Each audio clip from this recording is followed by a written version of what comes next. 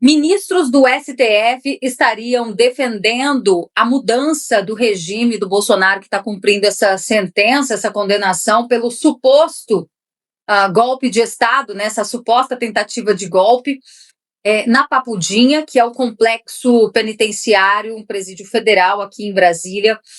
E olha, a informação é a seguinte, que a Michelle Bolsonaro estaria articulando nos bastidores sobre esse assunto. Deixa eu já trazer para cá o nosso convidado de hoje, que é o deputado Caporeso, de Minas Gerais, do PL.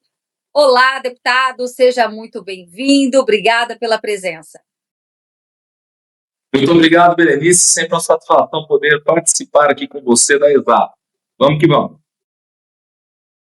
Vamos que vamos. Já queria te chamar para você acompanhar junto comigo aqui essas atualizações, porque nós temos o nome do ministro Gilmar Mendes e também do Nunes Marques. A Michelle inicialmente teria conseguido uma reunião que aconteceu no dia 15, agora de janeiro. Ela conversou inicialmente com o ministro Gilmar Mendes, que possibilitou, então, que a ex-primeira-dama conversasse diretamente com o ministro Alexandre de Moraes, né? Além disso, tem o apoio também, as informações do ministro Nunes Marques, para que essa domiciliar seja concedida para o Bolsonaro, e um novo relatório da Polícia Federal que já estaria nas mãos do ministro Moraes, e ao que tudo indica, favorece também para essa transferência, para essa progressão de regime, né? Os advogados também chamam assim. E eu queria te ouvir, Caporeso, porque, ao que tudo indica, esse novo relatório da Polícia Federal pode ser fundamental, determinante nessa mudança de regime. E, claro, o senhor que é muito próximo de Bolsonaro, dos filhos dele, qual que é a expectativa, de fato? Vocês acreditam que o ministro Alexandre de Moraes vai ceder em algum momento essa domiciliar? Estamos mais perto do que imaginamos ou não?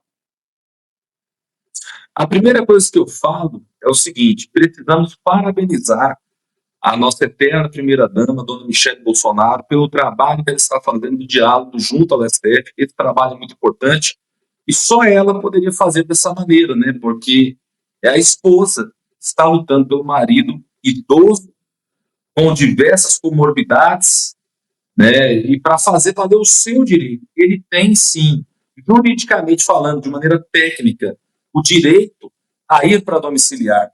Na verdade, se a gente fosse analisar apenas a questão jurídica, nem condenado ele teria sido, né? Mas, infelizmente, nós vivemos um tempo em que a nossa Constituição foi sequestrada, juntamente com o presidente Jair Bolsonaro, por um poder judiciário que não está preocupado em fazer justiça, com exceção, né, até o presente momento, do ministro Fux, que no julgamento do presidente Bolsonaro fez um voto totalmente brilhante. Mas eu vejo com bons olhos essa movimentação. É realmente muito arriscado, além de condenar o inocente, continuar assumindo o risco dele ter qualquer tipo de complicação nesta prisão ilegal. O presidente Bolsonaro, que está dentro do complexo da Papuda, não é na Papuda, né? Ele está no 19º Batalhão de Polícia Militar, que fica dentro do complexo, conhecido como Papudinho, mas aquele complexo como um todo é um caldeirão de pólvora. Ele trabalha com 80% de superlotação, não é um ambiente onde um ex-presidente deve estar, ainda mais com situações tão questionáveis como aquelas que o enviaram para lá, né? Não existe crime de dano à distância, crime de dano por ligação telefônica, por EAD ou alguma coisa desse tipo. O presidente Bolsonaro estava nos Estados Unidos enquanto aconteceram os fatos do 8 de janeiro, da tal tentativa, né, de plano de assassinato, alguma coisa desse tipo. Gente, não existe nada que ligue isso ao presidente Bolsonaro e também não existe tentativa, punição por planejamento dentro do direito penal. Então, todas as acusações que pesam contra o presidente Bolsonaro são juridicamente esdrúxulas, tá? Esdrúxulas. Porém, isso aqui não vem mais ao caso. O que vem ao caso é a questão da domiciliar. E eu espero, sinceramente, que o presidente Bolsonaro possa, em breve, estar em sua casa, que é o melhor ambiente para ele, nesse momento, diante dos grandes problemas de saúde que ele enfrenta. O presidente Bolsonaro é um verdadeiro herói, cujo único crime foi sonhar no Brasil sem corrupção. Pois é, deputado, e assim, é de fato uma preocupação com relação à vida do ex-presidente, devido a tantas comorbidades. O próprio Carlos Bolsonaro tem postado, usado das redes sociais justamente para denunciar, paralelo a isso, também denúncias do parlamento da oposição na OEA, que é a Organização dos Estados Americanos, e tudo isso acredito que vai deixando esse processo cada vez mais robusto, já que o próprio ministro Alexandre de Moraes, mesmo depois do trânsito e julgado, ele fez questão de continuar com esse caso, né? Chama a atenção porque muitos juristas afirmam que um juiz de execução penal é que, depois da condenação, é que cuidaria dessas decisões. Mas o ministro Moraes faz questão de manter tudo sob o seu guarda-chuva, né? Interessante. E agora, recentemente, ele também solicitou uma mudança na rotina do ex-presidente. Ele queria saber, na verdade, os detalhes, com quem ele estaria fazendo caminhadas, porque saiu uma notícia, né, de que pela manhã o ex-presidente tinha contato com Silvinei Vasquez, o ex-diretor da PRF, com o próprio Anderson Torres, porque ambos também estão presos lá na Papudinha.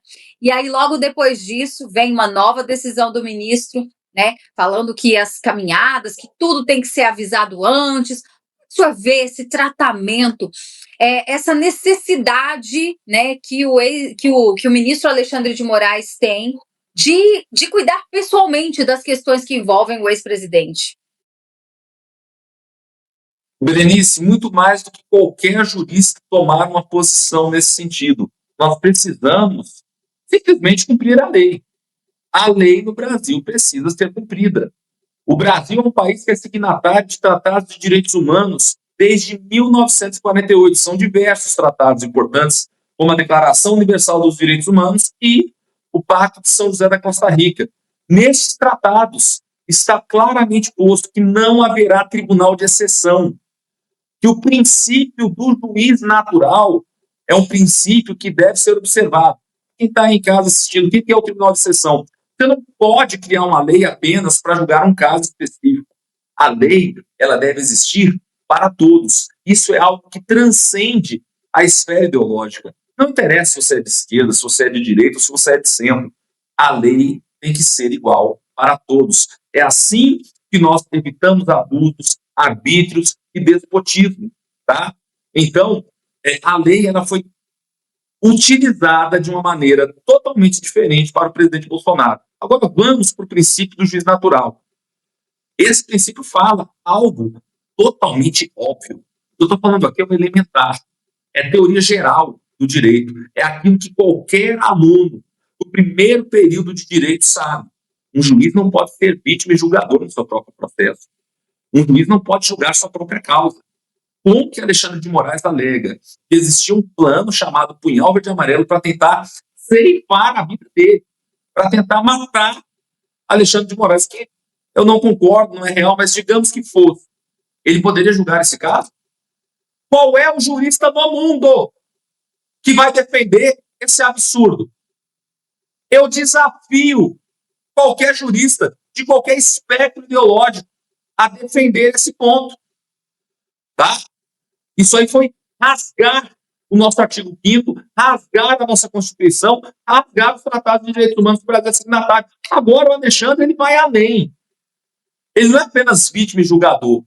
Ele agiu muitas vezes como promotor, fazendo a parte acusatória, né? Ele direcionou o trabalho de investigação da Polícia Federal e agora ele executa a pena. O cara é o juiz Dredd do filme do Stallone, ele faz tudo, entendeu? Então isso aí é esculhambação do nosso direito. Nós temos, nesse sentido, uma OAB que só serve para cobrar anuidade para os seus associados. Porque se a OAB fosse uma instituição séria, e eu faço parte, porque eu sou advogado, eu tenho que pagar essa anuidade aí. Se a OAB fosse uma organização séria, ela defenderia o básico, o elementar. Né? Mas ela não consegue tomar uma posição nesse sentido. Então, assim, está mais do que claro. O Brasil, ele age conforme o que existe de melhor da tradição jurídica do direito ocidental. Nós temos um problema jurídico de ordem civilizacional. É a nossa civilização ocidental, o nosso direito inteiro, que está sendo frontalmente rasgado, atacado por Alexandre de Moraes. Então, assim, com que cara um professor chega na faculdade de Direito e explica princípios tão elementares como esses para os seus alunos? O juiz natural tem que ser observado. Depois de Alexandre de Moraes? É sério isso? Então, assim, eu acho interessante a conveniência, a maneira cúmplice com que o governo Lula não critica toda essa situação, porque é diretamente favorecido por ela. Então, assim, pau que dá em Chico, não dá em Francisco. Eu espero, sinceramente, que a gente possa melhorar logo a situação do presidente Bolsonaro, mas tenho certeza, tudo que aconteceu aqui está registrado nos anais da história, tá bom? E a história vai fazer justiça a esse homem injustiçado chamado Jair Bolsonaro. Porque, eu repito, o que existiu aqui no Brasil através desse processo foi a falência total do direito brasileiro.